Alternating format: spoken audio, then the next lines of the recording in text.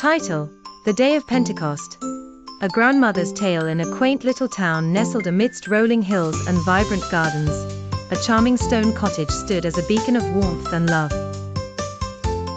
Within its walls, in front of a crackling fire, sat a wise grandmother named Eliza, and her inquisitive grandson, Tommy.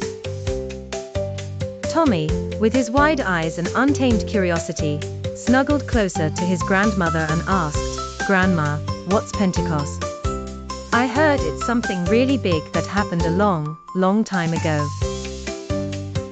Eliza chuckled softly, her eyes twinkling with fond memories of recounting this story many times over the years. "Oh, my dear Tommy, Pentecost is indeed a remarkable day. Let me take you back, far back, to a time when Christ's followers were unsure and waiting for something miraculous." A gentle hush fell over the room as Eliza began her tale, her voice rhythmic like a gentle breeze.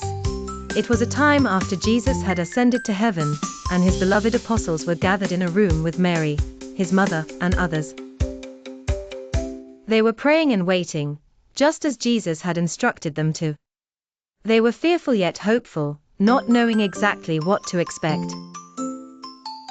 Tommy interjected eagerly, "Were they scared, Grandma? What were they waiting for?" With a reassuring smile, Eliza continued, "They were a little scared, not knowing what the future held.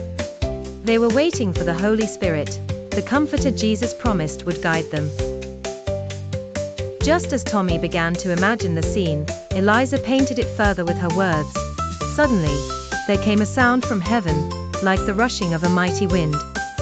It filled the entire house where they were sitting, and tongues of fire appeared, resting upon each of them.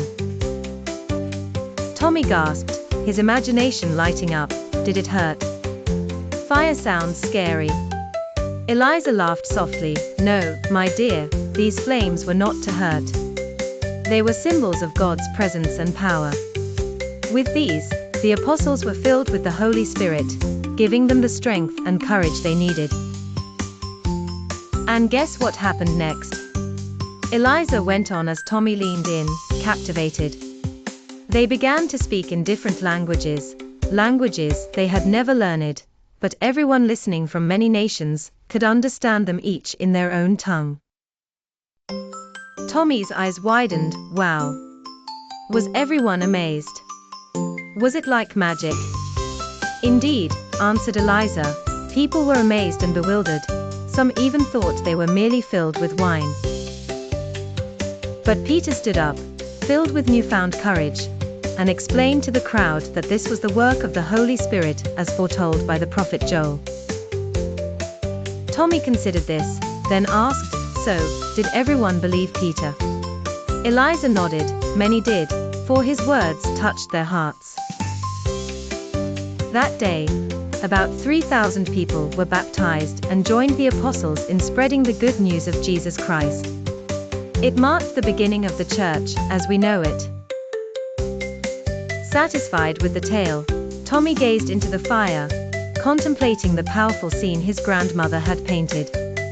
"Grandma, the Holy Spirit sounds really important." Eliza hugged him warmly. "Yes, my dear, the Holy Spirit is a gift given to help, guide, and comfort us, just like he did back then. Always remember, the Spirit brings courage and understanding, just when we need it most."